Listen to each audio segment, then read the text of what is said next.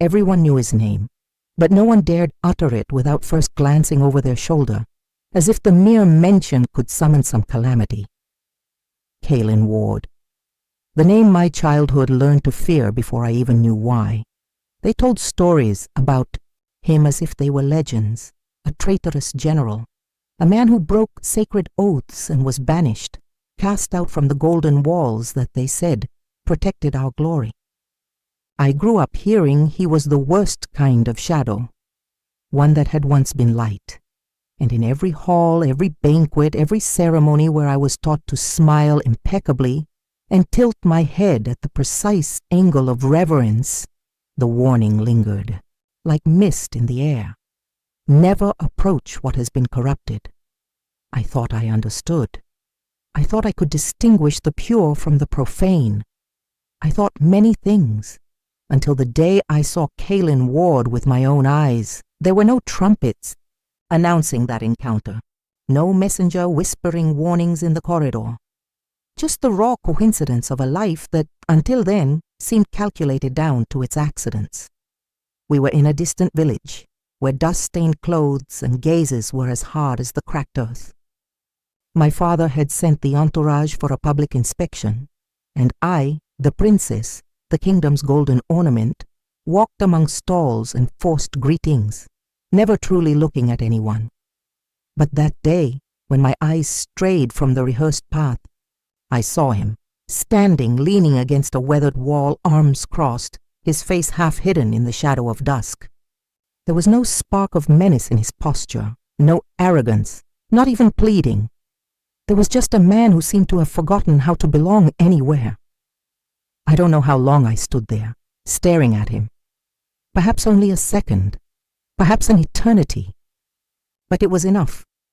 I felt as if the world around me had dissolved.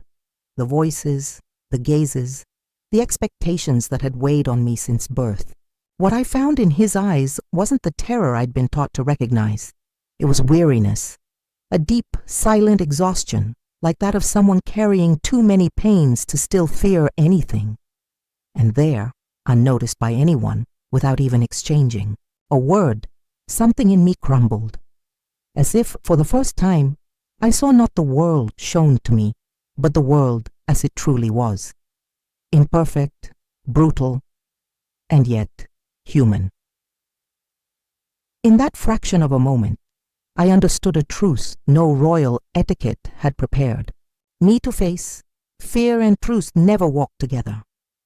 And Cailin Ward, the one everyone feared, wasn't a warning. He was a mirror of the parts of me I'd learned to stifle, the restlessness, the hunger for truth, the yearning for something not just beautiful, but real. That look, more than any lesson, any ceremony, any impassioned speech, taught me how much of a prisoner I was to the story written for me. I returned to the castle that night as if coming back from an invisible battlefield. I dressed, smiled, danced as protocol demanded. But inside, everything was different. Like a crack that once opened, could never be ignored. His face, and more than that, what I felt in his presence, haunted my thoughts like a secret burning beneath my skin. I, Lyrielle Thorncrest, the princess raised to be the living promise of a flawless kingdom, had seen love, not terror, in a man everyone swore to hate. And above all, I knew this was only the beginning of everything I would still lose, and everything I would finally have the courage to find. After that day, the world around me seemed to become a hollow frame, colorless, lifeless. The golden corridors of the palace, once so grand, now felt like empty tunnels echoing broken promises. Every step I took, every practiced smile I offered, weighed more than my own body could bear. Because now I knew there was something out there, something more real than all the rich tapestries and coldly sewn alliances that tried to shape my destiny. And that something had storm-gray eyes and a pain so dense it seemed to pulse in the air around him. I spent days trying to convince myself it had been a lapse, a slip of emotion, like those my mother said should be swiftly swept under the rugs of decorum. But his face invaded my thoughts at the most unexpected moments, not as a shout, but as a persistent whisper, a call from a place I didn't even know existed within me. And it was that whisper, not the veiled orders of the king, nor the watchful gazes of the advisors, nor the silent expectations of the court ladies, that began to guide my steps. It wasn't hard to find out where he could be found. The court, despite trying to erase him from history, still spoke of Caelan Ward as if he were a poorly healed wound. All it took was listening to the murmurs in the corners of the libraries, piecing together fragments of forbidden tales, to trace his existence. A job at an old abandoned shipyard on the outskirts of the lower city. A man who arrived before dawn, worked in silence, and left without looking back. A ghost no one dared touch. On a gray morning, hidden under a simple cloak, and escorted only by my reckless will, I crossed the safe boundaries of my world to see him again. I walked through dirty streets, breathing the smell of iron, oil, and salt, feeling the dust cling to my skin, the suspicious eyes of those who could recognize blue blood even when disguised in common clothes.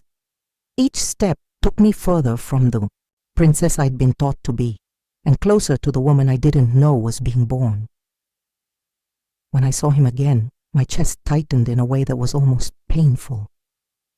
He was turned away, stacking heavy planks, the sleeves of his shirt rolled up, revealing arms marked by scars that didn't heal with time alone. There was no grandeur in him, no trace of the hero or villain from the stories I grew up hearing. There was only a man exhausted but standing. A man who, even crushed by his own defeats, still carried on his shoulders the dignity of someone who doesn't yield to others' gazes. For a moment, I thought about turning back, about retreating and letting the world continue as it always had, false, golden, predictable. But something held me there, a kind of courage I didn't even know I possessed, and before I could think better of it, I took a step forward. He turned. His gaze met mine, and in that instant, without words, without gestures, I knew my life would never be the same. Because there was something in his eyes that didn't ask for forgiveness or pity, just recognition. A silent spark that said, "You feel it too, don't you?" And I did. I felt more than I should, more than was safe, more than the world I belonged to would ever accept. In that brief moment between the step I took and the look we shared, everything I'd been taught to fear transformed into the only thing worth risking everything for. And without knowing how, without wanting to turn back, I realized that from then on, every beat of my heart would inevitably lead me to him. There was no oath, no promises, no secret pacts in that first silent encounter, and yet something irrevocable took root between us. He didn't smile, neither did I. We just stood there facing each other as if time itself hesitated to move forward. The salty breeze lifted strands of my hair. The fine dust of the shipyard clung to the hem of my cloak, and yet none of it seemed to matter. The entire world could have collapsed around us, and I would still feel only this, the strange and brutal certainty that fate had crossed our paths with no intention of allowing retreat. Caelan didn't tell me to leave, though I saw the restrained gesture in his tense shoulders. He was a man who knew what the world could do to someone like me just for being seen by his side. But he was also a man who, with a single look, showed more respect for my freedom than any courtier had ever dared. Somehow he understood I wasn't a spoiled child playing with danger to pass the time. I was there with my soul laid bare, without a crown, without lies, without protection. And he, though wordless, accepted the truth of my presence. I stood, there until the knot in my throat threatened to spill into words I didn't yet know how to form. The fear wasn't of him. It was of what he awakened in me, a raw courage, a hunger for life, a desire to stop being just an ornament in the grand theater of power where I'd been raised to smile without feeling. And at the same time, there was something softer, more painful. The sense that perhaps he was the only person capable of seeing the woman hidden beneath all the layers of silk, duty, and expectation that had suffocated my chest for so many years. Not knowing what else to do, I merely tilted my head slightly in a gesture that was half greeting, half silent plea. Then I turned and walked back the way I came, my heart pounding so loudly that each step seemed to echo within my body. I didn't look back. I didn't need to. I knew he was still there, watching. And more than that, I knew this wouldn't end there. That night, lying beneath the luxurious canopy of my golden room, with walls laden with symbols of an empty glory, I cried silently for the first time in years. Not out of sadness or fear. I cried because I had finally found something that made me feel alive, and because deep down, I knew that first step had already condemned me. There would be no going back. Not for a woman who, having seen the truth, could no longer pretend to be blind. I, Lyrielle Thorncrest, heir to the throne, jewel of the kingdom, symbol of perfection, had crossed an invisible line. And though the world still saw me as the immaculate princess, inside me, something new and untamable was beginning to grow, something no one, not even my own blood, could stop. The days that followed were a kind of silent torture, an internal battle no one saw, but tore me apart with more brutality than any war fought on open ground.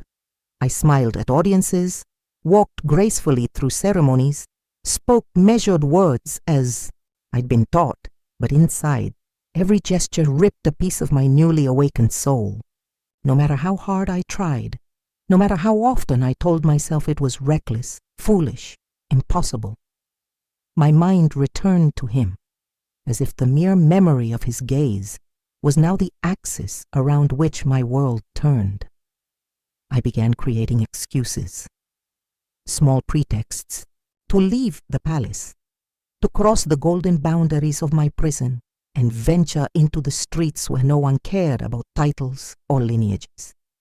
With every outing, the risk grew, and strangely, so did life.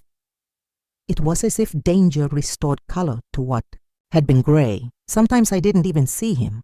I walked through alleys, breathed the bitter smell of rust mixed with sea salt, observed the real lives pulsing far from the polished mirrors of the court. And even when we didn't cross paths, even when he wasn't there physically, Kaylin was with me, in the way my feet strayed from safe paths, in the way my heart beat with a new urgency, a fierce desire to truly exist. But it wasn't always absence. There were afternoons when we met unplanned, as if fate, that stubborn old weaver, took pleasure in intertwining our steps. Brief exchanges of glances, a nearly imperceptible nod. Silences that spoke more than words dared. We didn't touch. We didn't dare. The world was too cruel to allow open gestures between us. But there was something in the way he looked at me, as if he saw every part of me I still feared to face, that burnt more than any touch could. It was on one of those afternoons, with the sun drowning in the horizon, that the distance between us finally broke. I was watching the sea, lost in thoughts that pulled me further and further from who I was supposed to be, when I felt his presence approaching. I didn't see him arrive. I felt him, as if the air itself had changed. My heart raced, and before I could turn, his voice sounded low behind me, hoarse and restrained, as if spoken through old scars. You shouldn't be here. Those 5 simple cutting words were like a blade piercing all my defenses. I should have retreated. I should have apologized, left, hidden back in the cloak of obedience. But there was a force in me, something new, wild, irrepressible, that wouldn't allow it. I turned slowly, facing him, and in that gaze that met mine, I saw something that neither exile nor pain nor years could erase, a spark of hope buried, so deep that he himself seemed startled to still carry it. Maybe, I whispered, my voice faltering slightly. I've never really been where I should. For a long moment we stood there, immersed in a silence too dense for words. A silence where everything was said, though no letter crossed our lips. And then, with the vulnerability of someone who had already lost too much to lie, Kalen lowered his eyes. A small gesture, but to me, it was a shout. Because in that moment I understood. He feared me. Not for my lineage, not for my power, but for what I represented. The possibility of feeling again, of losing again. That dusk, without touching his skin, I touched his soul, and my own soul, for the first time, felt truly alive. After that dusk, the world around us seemed split into two parallel realities. One where we continued playing our expected roles, and another secret, where every glance, every whispered a word, every step taken in the same direction, entangled us more deeply in each other. It was a silent, dangerous, inevitable dance. I still attended dinners, smiled at ambassadors, wore dresses that weighed more for their symbolism than their fabric, but inside, another life grew in secret. A world where Kalen Ward wasn't the traitor, the enemy, the shame whispered in palace corridors. He was just a man who, without promising anything, offered me more truth in his silences than the entire court combined in their pompous speeches. Our exchanges grew bolder over time, though they retained the delicacy of treading on mined ground. We met in alleys forgotten by the world, in abandoned courtyards where the distant chime of church bells drowned out the sound of our fear. We rarely spoke much. There was no need. A gesture was enough. A look held too long. The way he always kept a respectful distance, as if ready to vanish at any moment if I wished. But I never wished. On the contrary, each new encounter fed a desire in me that was more than passion. It was a hunger for freedom, a thirst to exist beyond the golden bars life had imposed on me. One night, after a ball I endured like an automaton, dancing, smiling, laughing at the appropriate moments while my true self withered beneath makeup and satin, I escaped through the palace's service passages and ran to him.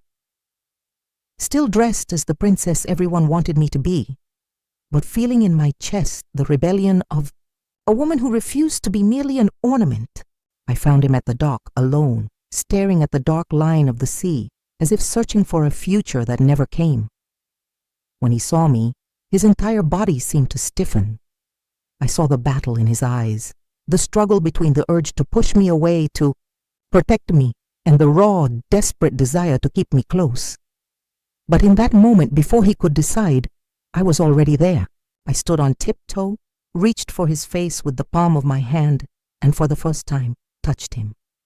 His skin was warm, rough beneath my fingers.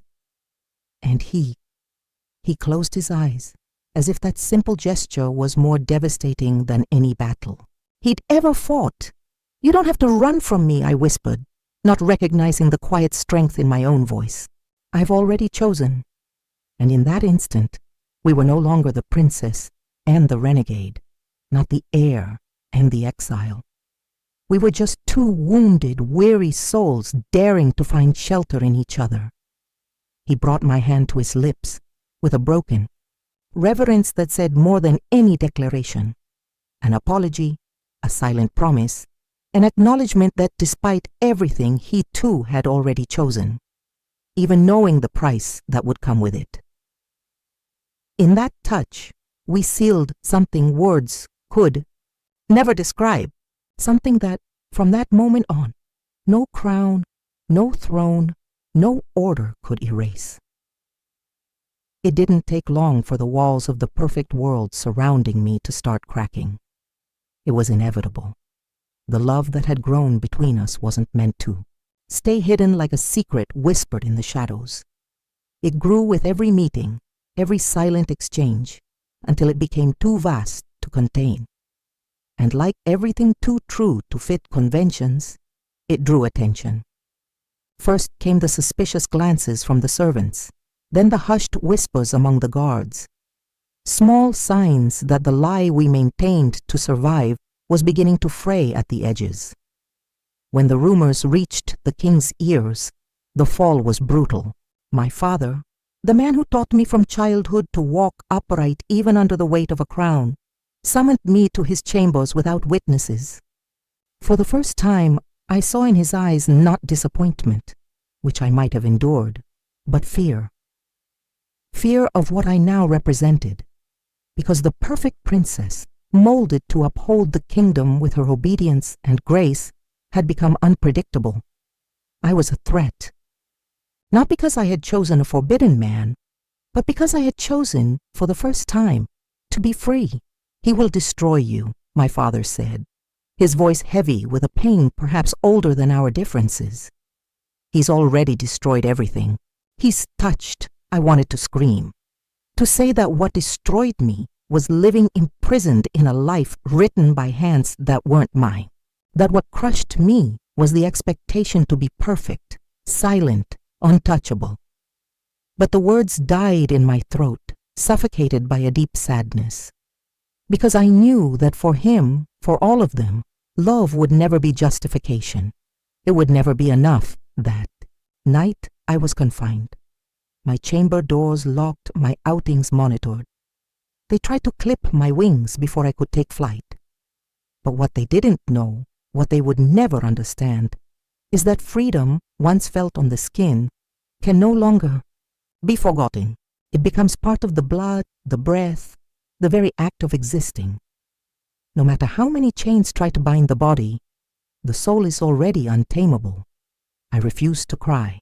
I refused to beg. Instead, I waited. With the fierce patience of someone who knows, hope doesn't fade easily. Kalen knew. He knew where I was. He knew what they were doing to me. And most importantly, he knew that if there was a chance, a single chance, I would seize it with both hands. And when night fell over the kingdom, like a shroud of mourning, and the corridors emptied under the weight of shame and fear, I knew. I felt it in every fiber of my being. He would come, not to rescue me like a princess in fairy tales, not to carry me in his arms like in the romances the court ladies sighed over in secret. He would come because we were equals, because we were choice.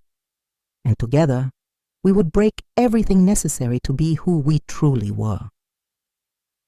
That night, before my chamber door opened silently and his shadow appeared, there was no longer any doubt in me. It didn't matter what came next, the public shame, the exile, the loss of the crown. I no longer belonged to that golden cage. I belonged to myself, and he, the only soul who dared to see me truly, was now the home where at last I could exist. In the darkness of that early morning, when the door creaked softly, and I saw his figure silhouetted against the pale corridor light, my heart, so used to obeying imposed rhythms, beat to its own free, untamable rhythm. There was no armor on, Kalen no sword at his waist, just the silent strength of someone who had lost everything once and still dared to return.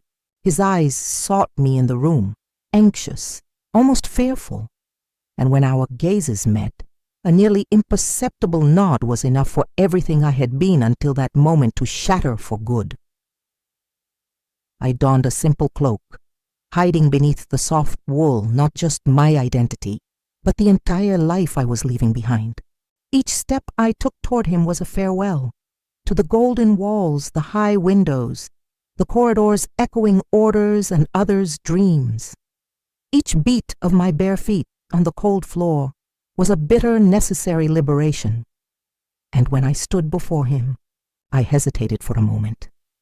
Not because I doubted, but because I understood that this was the moment where past and future split like two distinct rivers, and I had to choose which one I would drown in. He extended his hand, wordless, as it had always been between us. He didn't promise safety. He didn't swear eternal love. He didn't guarantee that what awaited us would be better or easier.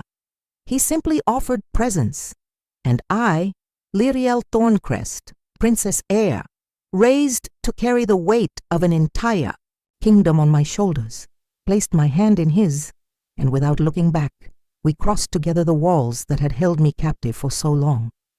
The night's cold cut through my skin, the sounds of the sleeping city still whispering dangers, but none were greater than the peace I felt by his side. We ran silently through alleys, crossing empty streets, leaving behind every layer of the story they'd written for me. We were fugitives now, two names that would no longer be spoken without hatred or contempt. But we were also something greater, two souls who chose each other, not because the world approved, but because there was no other path possible. When we finally stopped at the city's edge, where the vastness of open roads seemed to promise worlds still untainted, he turned to me, and for the first time, I saw fear in his eyes. Not fear of what might happen to us, but fear of what I might feel, now that there were no more chains, no more castles, no more expectations between us. "Are you sure?" he asked, his voice hoarse, broken by the pain of someone who had seen too much, and I smiled. A smile that had nothing of the princess they had molded. A smile that was entirely mine. I brought his hand to my heart and let him feel there what no words could ever explain, the steady, untamable, alive beat. "I'm sure of everything," I replied, and under the starry sky, without promises, without crowns, without thrones, we began our true story, the one that would never be written on scrolls, but would live in the only place where time and power could never touch, within us. The days that followed were as harsh as they were beautiful. There were no more shining halls, no soft mattresses, no meals served on silver trays. We traded the court's comfort for the biting cold of field mornings, the strong smell of burning wood in open nights, the brutal simplicity of survival. But strangely, each discomfort seemed to add value to what we built together. Every piece of bread shared by a forgotten roadside, every makeshift shelter under ancient trees, every moment of fear overcome by the other's silent presence, etched itself into our skin like invisible medals. It was a raw, merciless life, but it was ours. And there, far from golden walls and polished lies, I saw Kalen as never before. Not as the renegade general of frightening legends, not as the man feared and accused of crimes he no longer bothered to deny. I saw the real man. I saw his unostentatious courage, his silent kindness, his ability to carry burdens without complaint, his dry humor that, on especially tough nights, drew genuine laughter from me I didn't even know I still had. I saw the way his eyes hardened at the slightest sign of danger, the way he always protected me without ever diminishing me. And above all, I saw the way he loved me, not with fiery promises, but with small, constant, indestructible gestures. But freedom demands its price, and we paid it. The Thorncrest name was too well known. Rumors traveled faster than our steps. In distant villages, in modest taverns, there was always someone ready to point, to whisper, to sell our presence for favors or coins. Some nights we had to flee, in haste, leaving behind the few belongings we managed to gather. On others we faced scornful looks, stones thrown at our backs, doors slammed in our faces, and yet each escape, each rejection, each new scar only made us more united, because every morning we woke together, even on cold ground under a heavy sky, There was a certainty in us that couldn't be torn away. We had chosen. Chosen to love when the entire world called it madness. Chosen to see each other when everyone preferred to close their eyes. Chosen to keep going, even when everything conspired to tear us apart. One afternoon, when the icy wind cut through our skin and we walked side by side down a forgotten road, Kalen stopped suddenly. His eyes wandered to the horizon as if seeing something I couldn't yet perceive, and with a calm that pierced me like a blade, he said, "If you want to go back, there's still time." The question hung between us, dense and painful. I knew what he meant. Return to the palace, beg forgiveness, reclaim my old life of privileges and obedience, forget what we had lived, extinguish the flame newly kindled within me, pretend that freedom and love weren't as important as safety and name, but I just smiled that new smile, born of what we were together. And without needing more words, I slipped my hand into his, squeezing tightly, choosing again. Choosing always. Because there was no way back for someone who had tasted true freedom, nor for someone who had found, amidst fear and fall, the only love worth carrying to the end. It was at the edge of what the world would call nothing that we found our everything. In a small, forgotten clearing where the wind carried the scent of wet earth and the birds seemed to sing only for themselves, we built what many would never call a home. A makeshift shelter of wood and stones where the floor was hard, the ceiling low, and life was finally ours. Each wall raised with our own hands seemed to erase a piece of old pain. Each morning we woke together without witnesses, without invisible crowns weighing on our shoulders, was a victory against everything they tried to teach us to fear. There were days of hardship, many. Days when rain turned the ground to mud, when hunger gnawed at our bones, when loneliness whispered old ghosts in our ears. But even in those days, there was never regret, because in every glance exchanged, every silent touch, every breath shared under the same simple roof, there was a promise we didn't need to swear. No matter what came, we wouldn't care about what we had lost, because we had found something infinitely greater, ourselves. Kalen planted small seeds in the hard earth, like someone who believes even the most battered soil can bloom. I, who had once been taught to command crowds with a delicate wave of my hand, now learned to bake bread with my own scratched nails, to sew clothes with crooked threads, to kindle a fire with patience and care.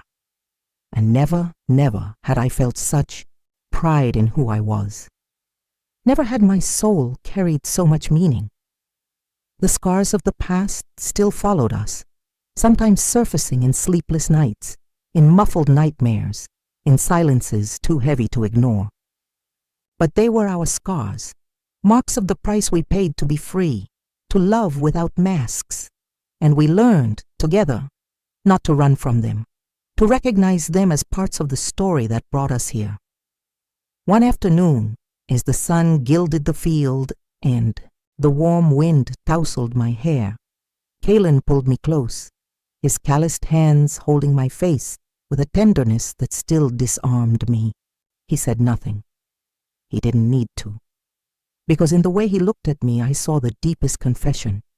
He, the feared and exiled man, the warrior marked by loss, loved me with a wholeness no one had ever dared offer me. And I, Lyrielle Thorncrest, who had once been raised to be a symbol of perfection and obedience, smiled with my entire soul. Because there, far from thrones, far from titles, far from fear, I was whole, I was free. I was loved not for the crown I bore, but for the woman who dared to shed it. And in that moment, between the warm breath of summer and the gentle throb of his heart against mine, I understood that no matter where the world placed us, as long as we were together, we had built with our own hands a kingdom where love reigned supreme. The years passed like the wind that blows steadily through the trees, changing the world around us without us even noticing. The clearing that was once just a makeshift shelter slowly bloomed, becoming a true home. Small crops grew stubbornly under Kaylin's patient care, and the hearth fire, once meant only to ward off the cold, began to warm a house filled with silent memories, muffled laughter, and nights when the stars seemed to lean down just to hear us breathe.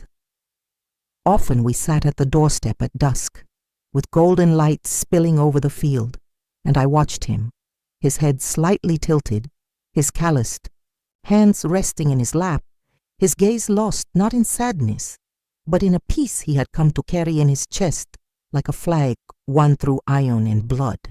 In those moments I understood. Kaylin no longer needed to fight the world, nor did I. We had at last found our place, not on the maps of kingdoms, not in the cold genealogies of noble families, but in each other.